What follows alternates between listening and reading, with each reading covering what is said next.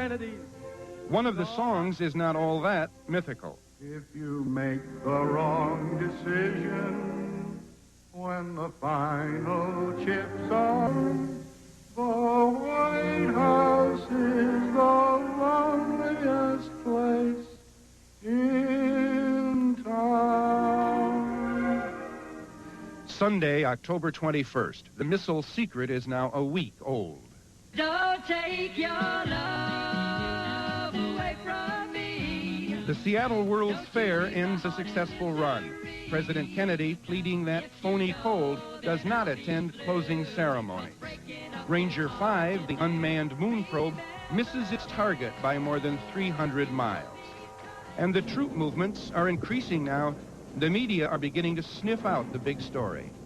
And for us, it was vital that the story not break until the American fleet was in position to exercise the blockade that we were setting up around Cuba. Max Frankel of the Times and his boss, James Reston, call Salinger and tell him they have the story. The president calls back. And within minutes, President Kennedy was on the phone and said something on the order of, so you know what it is.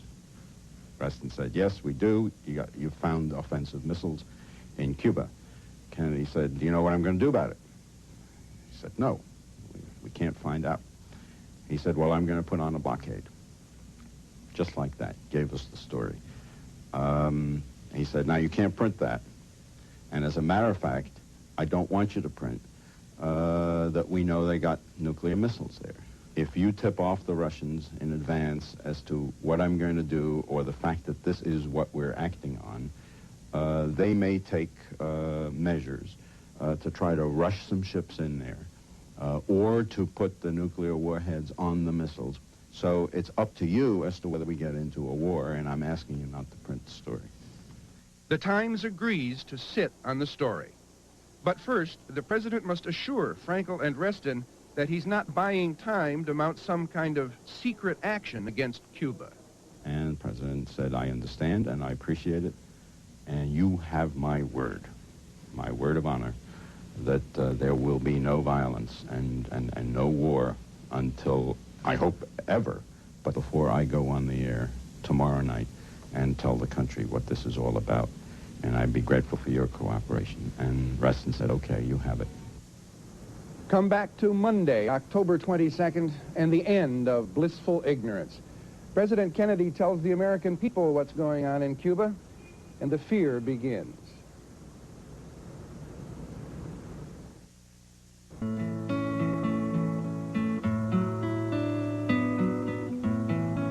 In October 1962, music gives us a new folk singer, Bob Dylan. And Sony gives us a whole new way to watch television. The first, Tummy TV. And the Cuban Missile Crisis gives us the return of a 50s curiosity, an idea whose time has come and gone and come again. The fallout shelter. Building or buying one of these is safer, they tell us, than hiding in the hall with our hands over our heads when a nuclear bomb falls. Right. See the water canister? The instructions say to drink the water, then use the canister as a toilet. On Monday, October 22nd, it dawns on us that our world might soon have no drinkable water. No stout hickory limbs, for that matter. In the most important speech of his life, President Kennedy tells us about the Cuban missiles and scares us. And I called in the network representatives, and I said, we want a half an hour tonight at 7 o'clock. And I said, what? They said, what for? A matter of high national security. That same night in New York, the local ABC station is about to try something brand new, an hour local newscast. In the days before minicams and satellites, it is a logistical nightmare. And it is Bill Butel's first night as anchorman. I wish I could tell you that I heard Pierre Salinger say that there was going to be a speech that night. I said, my heaven, we're in the midst of one of the great history-making events of the 1960s. I wish I could tell you that, but I can't. We were so involved in our own problems that we were not very concerned about the fact, except for one thing. We knew we would have a big audience because President Kennedy was coming on at 7 o'clock, and we were going to end at 6:50, 8:30. I was a part of a poker club. There was a game planned that night, the 22nd of October, at Art Bookwald's house. And he called me up and he said, "Hey, should I buy the cold cuts and beers?" And I said, "No." He said, "Something really serious is going on." Ladies and gentlemen, the President of the United States. A strict quarantine on all offensive military equipment under shipment to Cuba is being initiated. It shall be the policy of this nation to regard any nuclear missile launched from Cuba against any nation in the Western Hemisphere as an attack by the Soviet Union on the United States, requiring a full retaliatory response upon the Soviet Union. The White House press room is packed. One of the reporters, ABC's John Scally. I remember the reporters who were watching the speech with me at the White House when the president came to that part, looking at one another and sort of gulping and knowing that crisis of historic and life and death dimensions. No one can foresee precisely what course it will take, or what costs or casualties will be incurred.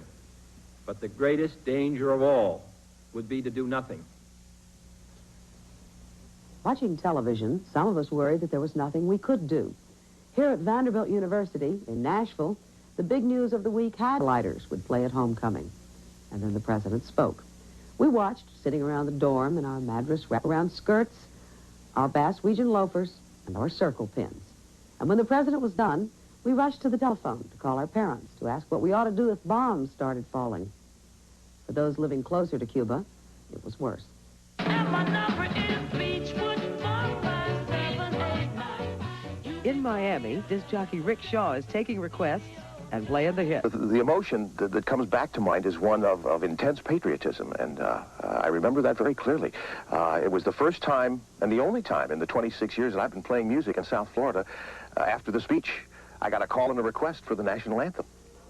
Lincoln, Nebraska is not 90 miles from Cuba. It should feel safe. Near the village, the peaceful village, the lion sleeps tonight. But after the president's speech, a strange occurrence. The Lincoln Civil Defense Director is Richard Vestica. And people were edgy anyhow, and at 11:15, that siren went off. People called in radio stations. They were calling the law enforcement people. They called in the police department. They called our office. Some guy got me out of bed. Tuesday, October 23rd.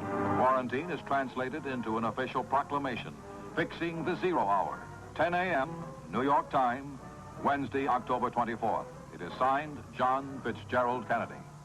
If ever I would leave you, it wouldn't be in summer.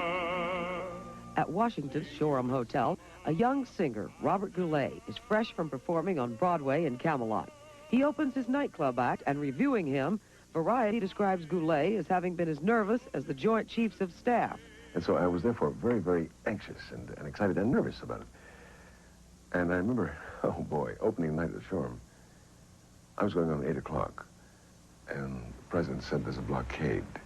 A blockade, what does that mean? That means that someone may get angry and fire a warning shot or a lot of warning shots. Could this be my last night here?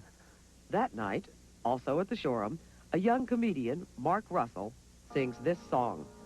The CIA picked up their pictures from the drugstore, showing where the Russians had their missile rigs.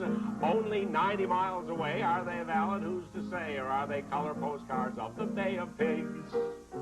Oh, the missiles are aimed at Miami. We're sitting ducks if Khrushchev has his way. Jack knows the danger's great, but he said, I'll hesitate. I didn't carry Florida anyway. But I'm eyeball to eyeball with Nikita. On second thought, I'll launch a big attack. Bombs away without a pause. I'll nuke Fidel because it will help to get Goldwater off my back. Are the Democrats to blame for the missiles? Are they pushovers for Russians? No, I doubt it. If there was a missile strike in the dear old days of Ike, know about it. Boom, boom.